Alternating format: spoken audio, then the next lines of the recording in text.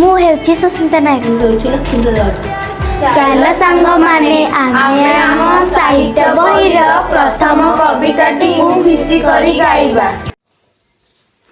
ଧୀରେ ଘେନ କାନ ନରେ କୃଷ୍ଣ ବିଳମ୍ବିତ ବାତ୍ସଲ୍ୟ ମମତା ଘେନି ବାଳୁଛନ୍ତି ମାତ ମୁକଳା ମାଣିକରେ ନିଧନ ସଂଖାଳି ମୋର ଦରିଦ୍ର ପସରା ଅନ୍ଧଲ ଉଡ଼ିବା ବୁରେ ହୃଦରତ୍ନ ହାରା ମୁକଳା ମାଣିକରେ ମୋ ଜୀବନ ତୁହି ନୟନ ପ୍ରତିମା ତୋତେ କି ପାଶୋରି ହେବ ମୋର ସୁଖ ସୀମା ମୁକଳା ମାଣିକରେ ଡରୁଥାଉ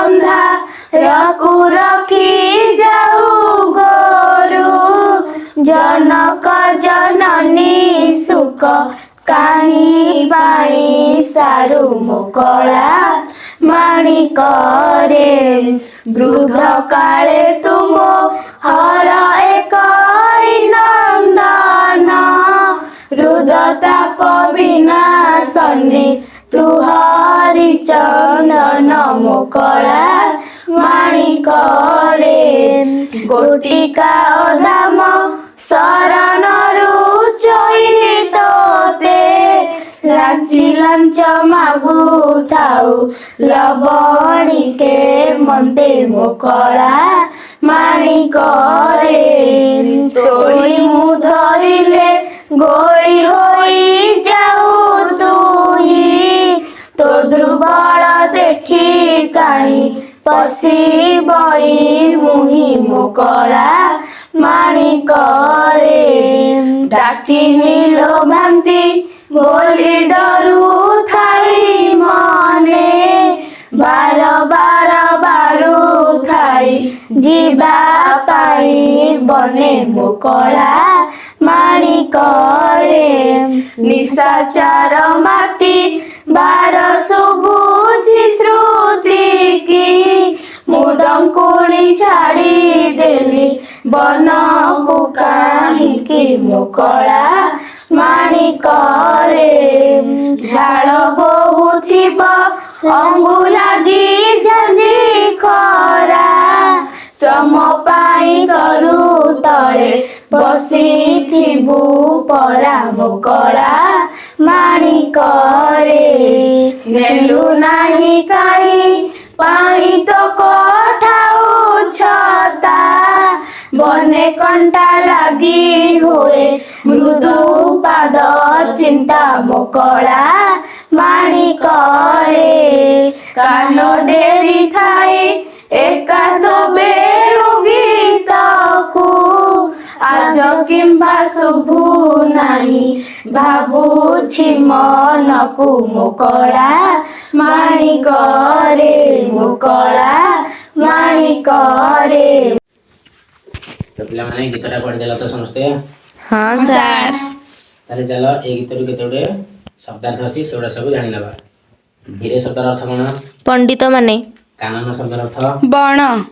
वात्सल्य ममता शब्दर अर्थ पुत्र कन्या प्रति अनाबिल स्नेह। निधन शब्दर अर्थ गरीब। अंधालौडी शब्दर अर्थ असहायर साहा। संखाली शब्दर अर्थ धन। नयन प्रतिमा शब्दर अर्थ आखिर पितुला। जीव शब्दर अर्थ प्राण। पसरा अर्थ टोकेई। हरिचंदन अर्थ विष्णु चंदन। गोटिका अर्थ पेड़ा। लवणी अर्थ लहुणी। डाकिनी शब्दर अर्थ डाहाणी। अधाम शब्दर अर्थ राबिड़ी। बारुथाई शब्दर अर्थ बारण करुथाई। तरु शब्दर अर्थ गच्छ। ममता स्नेह भाव। श्रुति अर्थ कान। मृदु अर्थ कोमल। निशाचर अर्थ राक्षस। वेणु अर्थ बंशी। लौड़ी अर्थ बाड़ी। तो दुर्बल अर्थ दुर्बल देह। कलामाणिक शब्द अर्थ श्रीकृष्ण माणिक सुंदर और मूल्यवान जशोदा श्रीकृष्ण जेमिति सुंदर और मूल्यवान। डंकुनी अर्थ डाहाणी। ହୃଦତାପ ଅର୍ଥ ହୃଦୟର ଦୁଃଖ ଜ୍ୱାଳା। ସମସ୍ତେ ତାହେଲେ ଶବ୍ଦାର୍ଥ ଜାଣିଦେଲ। ହଁ ସାର୍। ଚାଲ ବର୍ତ୍ତମାନ ଏଇ କବିତାଟିକୁ ବୁଝିବା। ହଁ ସାର୍। ପିଲାମାନେ ଗୀତଟିକୁ ତ ପଢ଼ିଦେଲ, ଚାଲ ଏବେ କବି ପରିଚୟ ଜାଣିନେବା। ଏହି ବିଷୟର କବି ହେଉଛନ୍ତି ଅଭିମନ୍ୟୁ ସାମନ୍ତ ସିଙ୍ଗାର। ସେ 23 ଫେବୃଆରୀ 1760 ମସିହାରେ ମାଘ ସପ୍ତମୀ ଦିନ ଯାଜପୁର ଜିଲ୍ଲାର ବାଲିଆର ସାମନ୍ତ ପରିବାରରେ ଜନ୍ମଗ୍ରହଣ କରିଥିଲେ। 15 ଜୁନ 1806 ମସିହାରେ ରଜ ସଂକ୍ରାନ୍ତି ଦିନ ମୃତ୍ୟୁବରଣ କରିଥିଲେ। ଓଡ଼ିଆ ସାହିତ୍ୟର ରୀତିଯୁଗୀୟ କବିମାନଙ୍କ ମଧ୍ୟରେ ସେ ଜଣେ ପ୍ରମୁଖ ସ୍ରଷ୍ଟା ଥିଲେ। ପିଲାଦିନରୁ ଅଭିମନ୍ୟୁ ସରଳ ଗାଉଁଲି ଭାଷାରେ ସୁନ୍ଦର କବିତା ରଚନା କରୁଥିଲେ। ପରେ ସେ ରାଧାକୃଷ୍ଣଙ୍କ ଲୀଳାକୁ ଆଧାର କରି କାବ୍ୟ କବିତାମାନ ରଚନା କରିଥିଲେ। ବିଦଗ୍ଧ ଚିନ୍ତାମଣି, ପ୍ରେମକଳା, ରସବତୀ, ସୁଲକ୍ଷଣା, ବାଘ ଗୀତ, ଚଢ଼େଇ ଗୀତ, ବୋଲେ ହୁଁଟି ଇତ୍ୟାଦି ତାଙ୍କର କେତୋଟି ଲୋକପ୍ରିୟ ସୃଷ୍ଟି। ଏହି କଳାମାଣିକରେ କବିତାଟି ବିଦଗ୍ଧ ଚିନ୍ତାମଣି କାବ୍ୟର 67 ଛାନ୍ଦରୁ ଅଣାଯାଇଛି।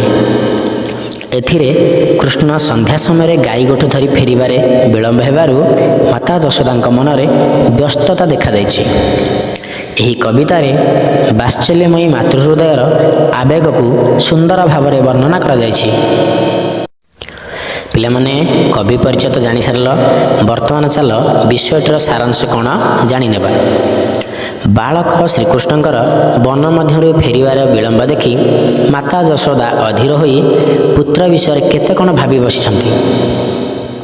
ତାଙ୍କର ମନ ଅନେକ ଅଜଣା ଅହେତୁକ ଆଶଙ୍କାରେ ଭରି ଉଠିଛି। ଏକମାତ୍ର ପୁଅକୁ ନାନା ଭାବେ ସମ୍ବୋଧନ କରି ବିକଳରେ କହିଯାଇଛନ୍ତି ମନର ଭାଷା।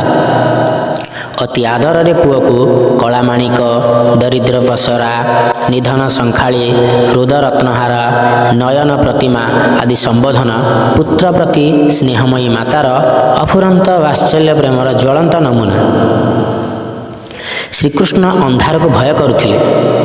ସନ୍ଧ୍ୟା ଆଗମନରେ ତାଙ୍କର ଫେରିବା ବିଳମ୍ବ ଦେଖି ଯଶୋଦାଙ୍କ ହୃଦୟ ନାନା ଆଶଙ୍କାରେ ଭରି ଉଠିଛି। ବୃଦ୍ଧା କାଳେ କୃଷ୍ଣ ପରି ପୁତ୍ର ତାଙ୍କ ପାଇଁ ହୃଦତାପ ବିନାଶକାରୀ ହରିଚନ୍ଦନ ଭାବେ କବି ବର୍ଣ୍ଣନା କରିଯାଇଛନ୍ତି। ତତ୍ପରେ ଶ୍ରୀକୃଷ୍ଣଙ୍କର ଅଝଟ ସ୍ୱଭାବକୁ ମାତା ଯଶୋଦା ସ୍ମରଣ କରିଛନ୍ତି। ଗୋଟିକା, ଅଧାମ, ସର ଆଦି ସ୍ୱାଦିଷ୍ଟ ଖାଦ୍ୟକୁ ନ ଛୁଇଁ ଲବଣୀ ଲାଞ୍ଚ ମାଗୁଥିବା କଥା ତାଙ୍କର ମନେ ପଡ଼ିଯାଇଛି। କୃଷ୍ଣ ଅନ୍ଧାରକୁ ଡରୁଥିବାରୁ ତାଙ୍କୁ ବଣକୁ ଯିବା ପାଇଁ ସେ ବାରମ୍ବାର ବାରଣ କରିଥିଲେ। ବନରେ ନାନା ରାକ୍ଷସ ରାକ୍ଷସୀ ପୁଅର କିଛି କ୍ଷତି ଘଟାଇଲେ କି ବୋଲି ଚିନ୍ତା କରି ସେ ଅଧୀର ହୋଇପଡ଼ିଛନ୍ତି। କୋମଳ ବୟସ ବାଳକ ପୁତ୍ରକୁ ବନକୁ ଛାଡ଼ି ସେ ନିଜକୁ ଧିକ୍କାର କରିଛନ୍ତି। ଦ୍ୱିପ୍ରହରର ପ୍ରଚଣ୍ଡ ଖରାରେ ଶରୀର ଝାଳେଇ ଯାଇଥିବା ଅବା କେଉଁ ଏକ ଗଛ ତଳେ କ୍ଳାନ୍ତ ଦେହ ଲୋଟେଇ ଦେଇଥିବ ବୋଲି ଭାବି ମନ ତାଙ୍କର ଦୁଃଖରେ ଭରି ଉଠିଛି। ସାଥିରେ ଛତା କଠଉ ନ ନେଇ ଯାଇଥିବାରୁ ପୁଅ ବଡ଼ କଷ୍ଟ ପାଇଥିବ ବୋଲି ତାଙ୍କ ମନକୁ ଆସିଛି। ନରମ ପାଦ ଦୁଇଟି ହୁଏତ କେତେ କଣ୍ଟା ମାଡ଼ି କ୍ଷତବିକ୍ଷତ ହୋଇପଡ଼ିଥିବ। ଏହିପରି ନାନା ମନ୍ଦ ଭାବନାରେ ମନ ତାଙ୍କର ଭରି ଉଠିଛି। ବଂଶୀ ସ୍ୱନକୁ କାନ ଡେରି ଏକ ଲୟରେ ପୁଅର ଫେରିବା ବାଟକୁ ଚାହିଁ ରହୁଥିବା ଯଶୋଦା ଆଜି ସେହି ସ୍ୱନ ଶୁଣି ପାରୁନଥିବାରୁ ମନରେ ନାନା ଭାବନା ଆଣି ଭାଳି ହୋଇଛନ୍ତି। ସାଙ୍ଗମାନେ ଏହି ଭିଡିଓଟିରେ କିଛି ତ୍ରୁଟି ରହିଥାଏ ଆମକୁ ଛୋଟ ପିଲା ଭାବି କ୍ଷମା କରିଦେବେ।